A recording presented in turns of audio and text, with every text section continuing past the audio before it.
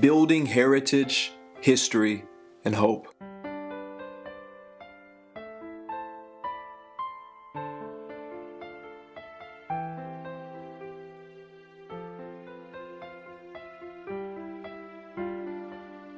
You can't tell the story, much less understand the Black history of Claremore, without first starting with the center of the Black community, Lincoln School. The school met on the west side of the tracks on Awala Avenue as early as 1902. Mr. Harris was the first teacher hired. The original building was one-story frame construction with gas heating and light, and eventually a more substantial brick building would replace this frame, and the school was later integrated into Claremore Public Schools with the high school in 1955. Lincoln School to me was a palace. It was a palace because of the size.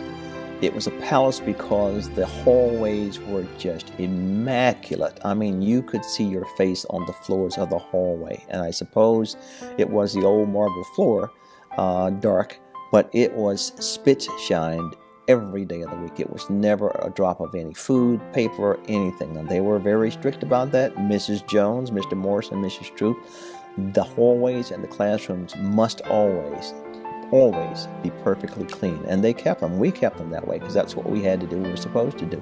From the desk of Lincoln, students went on to become doctors, dentists, judges, professional athletes, teachers, and scientists. World records are achieved, patents have been granted, many firsts for the state of Oklahoma, all products from Lincoln School. A few notables to come from the hallways of Lincoln include the Class C state basketball champions in 1952. The Lincoln Lions starting lineup included Jerome Riley, retired from Phillips Oil Company; Ronnie Johnson, first Black highway patrolman in Oklahoma; Bryce Van, professional basketball player for the Kansas City Steers.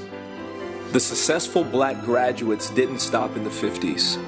After the high school was integrated into Claremore Public Schools in 1955, the elementary school continued until it was closed in 1967. Two other students who attended Lincoln who have made major contributions to society and championed the cause for social justice are Patricia Jones Khalifa and her brother, C. Darnell Jones. Both Patricia and Darnell would follow in the educational footsteps of their grandfather, Lincoln School Principal W.C. Jones, and their mother, the iconic teacher Irene Jones. Patricia went on to become a CHS educator in 1965. Darnell attended law school at the American University Washington College of Law. Now, Mr. Martin was a very, very intriguing individual in my childhood because he was clearly part Black and part Indian.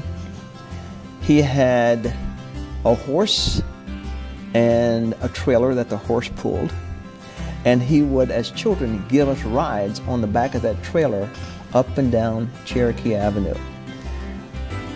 And he was a very philosophical man. I don't know what he did for a living. I have no idea. All I remember is the day that I left Claremore to go away to law school, I tried to make it a point of visiting every house I could visit before I left town. One of them was Mr. Martin's house. Mr. Martin said, "Darnell, hold on a second. I got something for you to take to law school with you." He went in the back of his house. He came back out, and he had this book. It was about this thick, about like this. It was a book on contract law. Opened the book, and it had been sitting there evidently for so long. You know the story about the bookworm? Yeah. There was literally a bookworm inside, had eaten out a hole in the page, and was sitting in there, dead, but sitting in that book. And I have cherished that book to this day. You still have to I this still day. have the book. I still have the book. Darnell was nominated by President George W. Bush to a seat on the United States District Court for the Eastern District of Pennsylvania in 2008, a seat he still holds to this day. Several of his CHS classmates were on hand at a swearing-in ceremony in Philadelphia, along with U.S. Senator Arlen Specter. He was sworn into office with the Bible that his father, C.D. Jones, had carried during World War II, that was given to him by his father and Darnell's grandfather, W.C. Jones. To remember one thing about what I call Granddad, and that was he lived next door. At that point in time, his wife, my grandmother, had Now, give me the address of your house. 419 South Cherokee Avenue. 417? Yes. Okay. So I remember him telling me to come over. At that time, my grandmother, his wife, had already passed away. But I remember walking up the steps and going into this really ornate house with these beautiful, huge wing chairs. And I remember climbing into the wing chair, both of my hands on the arms, and I'm waiting, just waiting. And then he would walk over with this huge leaded glass dish. He would remove the top, and he would hand it to me, and then he would snatch it back and say, I know you like candy corn or corn candy. You read the newspaper, and I'll give you a piece. Read the newspaper. Read the newspaper. So then he would put the glass dish down, put the cover on it, and he would sit there, hand me a newspaper, and I'm all of maybe 2 or 3 years old. So you go to and I Bailey. would do what you just did when we began this interview. Yeah. He was just making up things. Yes. And he would say, that's very good. And he would take the dish and give me some candy corn. And that's kind of like gave me the motivation to learn to read the comics, have my sister teach me how to read those, and then books, and then encyclopedias, and the rest is, I suppose, is history. Judge Jones is married to Evelyn, and they have 5 children. Chanel Jones Oja, NBC journalist. Dr. Keisha Elliott, MD. Cardozi D. Jones III, national lecturer. Fernando Jones, businessman. And Antonia Irene Jones, kindergarten teacher. I can remember those of us who were African American kids not being able to go to the public swimming pool here, right down the street, except on Tuesdays and Thursdays. Shakespearean in the sense it was the best of times, it was worst of times, but it was so far overshadowed by the best of times, and that to me is what Claremore has always been for me. As I said in my speech today, it's an oasis. It was an oasis in time back then, it's an oasis in time now, and it is just the place that I love coming to, and a great place to be.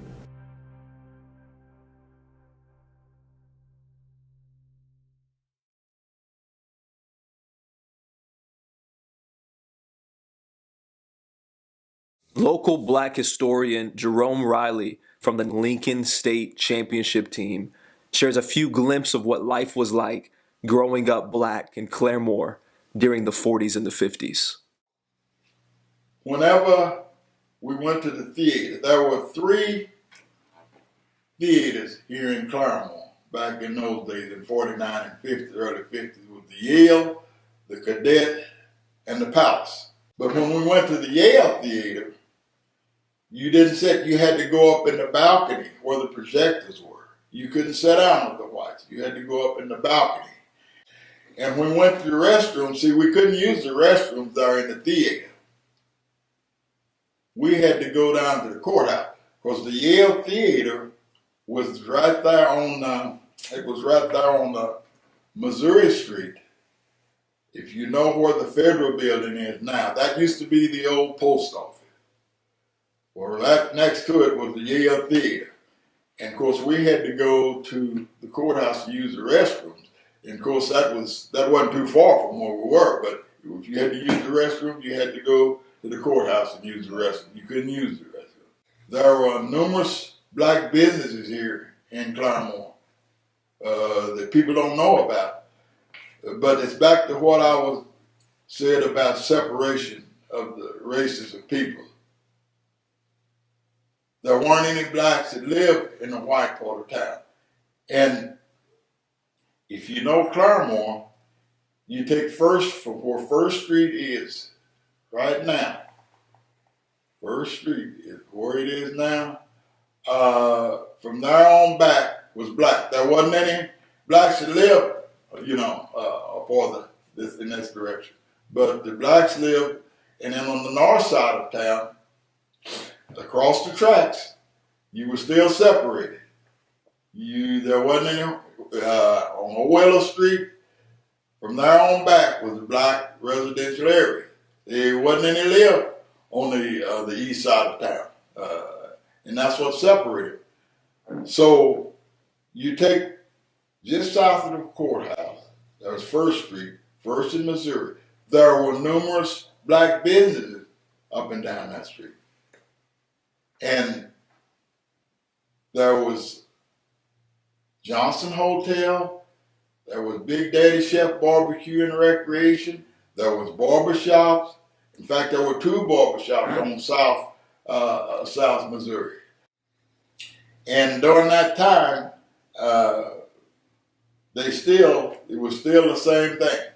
The restaurants and things here, I can remember the Mason Hotel, coffee shop. You still had a place in the back. You had a place in the back to go and eat. I can remember a friend of mine in I believe it was 51. He was in the service. A good friend of mine, Roshan White, he was in the service. He said, Riley, he said, I am going in here. You come with me. We're going in here and we're going to sit down and eat. Of course, they didn't segregate too much against guys who was in the service. He didn't talk about that too much. So we did go in and sit down and ate. For some reason or the other, I guess because it was in service. And I was nervous. I was as nervous as could be. But it really wasn't anything did about it. So we went in and we sat down and served. So it was amazing to me that this happened because that was back during the time when you couldn't sit in up front and have lunch. You had to sit in the back. Everything was in the back prepared for you, and so forth. So, like I say, those times, some people carry grudges. Some people has hard feelings. But this is part of history. It doesn't bother me. I lived through those times, and I'm still here, and I'm just glad that I was able to endure.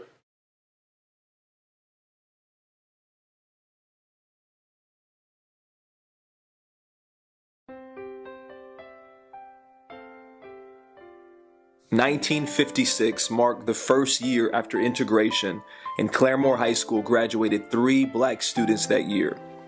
Mary Alice Brown, William Snotty, and Mildred Chansey were part of that historical class. William went out to sign a letter of intent to play football with the University of Oklahoma. The coaches and recruiters were ready for a black athlete. However, the university as a whole was not. William was run out of Norman with guns drawn. Knowing that education was the key to success, William enrolled at Langston University, where he earned a degree in biology. He was employed by American Airlines, and while there, developed several patents that are still used today. The athletic genes from William Sr. were passed along to his firstborn son, William Jr., who attended the University of Oklahoma, and as a college freshman in 1977, became an NCAA champion in the 200-meter race with a winning time of 20.48 seconds. In 1978, William ran the 100-meter dash in 9.87 seconds, then was the fastest time ever recorded for the 100-meter race. William qualified for the Olympics while at the University of Oklahoma and was ranked in the top 10 200-meter sprinters in the world in 1977 and 1978, according to Track and Field News. In 1966, Ronnie Johnson walked into the Oklahoma Highway Patrol to apply for the academy. He had just completed a tour of duty with the U.S. Air Force. He was denied entry. And the commissioner there says that we're not ready for blacks yet. See, so I didn't pay any attention. I said, when I come back, you'll be ready. Yeah, when I come back, there wasn't the same commissioner there was when I went up there then. It was Commissioner Lester was the one that was there. See. So I had no problem with Commissioner Lester. I got the application, we filled it out, and then in November they called me up for an interview, and then my application was accepted, and they set me a date for the academy. Like I told those guys today, those black troopers today, I said, now, I was your pioneer. I didn't see that when I was going on the patrol. I was going after something that I wanted to be a trooper. I wanted to be a state trooper. I didn't see me being a pioneer for you or making advancements for you. But it happened. Another central figure from Claremore's Black history that bridged the gap from segregation to integration was Irene Jones, the wife of C.D. Jones, who was the son of Lincoln Principal W.C. Jones. Irene taught 4th, 5th, and 6th grades at Lincoln School. Following integration, Irene went on to teach 3rd grade at Westside Elementary, where she retired after 33 years of teaching. She served as pianist at Bethel AME Church for many years and was also voted as Rogers County Teacher of the Year. All that remembered or studied under Miss Jones remember her as a teacher who greatly influenced their lives. Fast forward through the success of former students, citizens, and community leaders to get a glimpse of Claremore's Black future. Claremore High School assistant football and wrestling coach and teacher of current events and U.S. history, Lucius Selman III, graduated from the University of Oklahoma. He is the son of All-American Lucius Selman of the infamous Selman brothers, who played on the OU national championship teams. Coach Selman reflects on the importance of capturing the stories from our history because of the impact they have on future generations. Yep, so everybody knew who I was because of my last name and who my dad was. But also, I stood out because I was one of the few black males running around, Norman, just doing whatever high school kids do.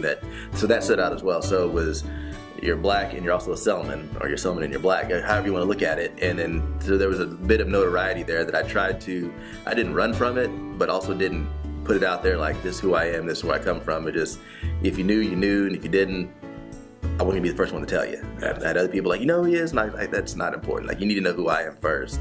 Then I started off, just wanted to be a coach, Then I fell in love with the teaching aspect of it. Like, it's something about building up relationships in the classroom, on the field, in the classroom. You get to know just a different group of kids. You have all walks of life on the field and in the classroom. But in the classroom, you get to hit them a little bit different. I've had people who've never done anything athletic in their life said I'm their favorite teacher. I want to make sure that I'm trying to do things right for younger, black youth coming up. And I oftentimes in my classroom say, how many of you have had a black teacher up till now? I'll get 1 or 2 hands come up. So, okay, here you are. And it's not an indictment on the district. I just have to ask them, there's nobody applies. Well, there's other things we can do to make that happen. But I want to make sure that I leave a good legacy, and the other ones, other youths coming up, hey, not only is he a good teacher, he's a good person, and he happens to be black. Going forward, I'd like to share that, with everything that's going on in the media right now, you got this going on the streets, this person getting shot, this person, and all you see is, black people being shot turned out to be a hashtag, or people protesting. Being black is more than that. It is more than being a hashtag. It's more than having somebody carry your sign and, being shot in the streets, all of that. It's what you are. It's not who you are, if that makes sense. I mean, I am black. I know I'm black. And people try to tap dance around that. No, it's okay. I know I'm black. It's okay. But here in Claremore, I'd like to say that there's more minorities coming in. There's more people of color coming in. And, I think Claremore going forward is very accepting of that. It's just a small town feel. I mean, it's happening on the Thursday nights during the summer.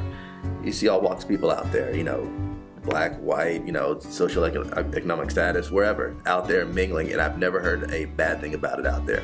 As you go to other places where you don't see that, you see it's all white here, all black here, all Native American here, but they come together, and there's people from different smaller communities than Claremore coming in here just because of the events that we have.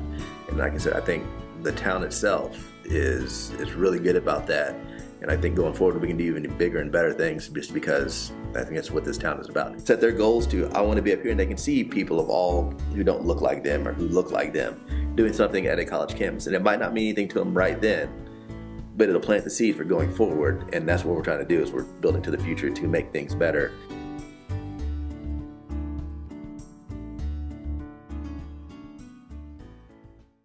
The stories of Claremore's black citizens are impactful and something to be proud of. Dr. Martin Luther King had a dream that one day people would no longer be judged by the color of their skin, but by the content of their character. That dream continues to be realized through the lives and legacies of so many longtime Claremore families who have paved the road for generations to come towards social justice and equality. In the words of Dr. King, the time is always right to do what is right. Freedom and justice. I have a dream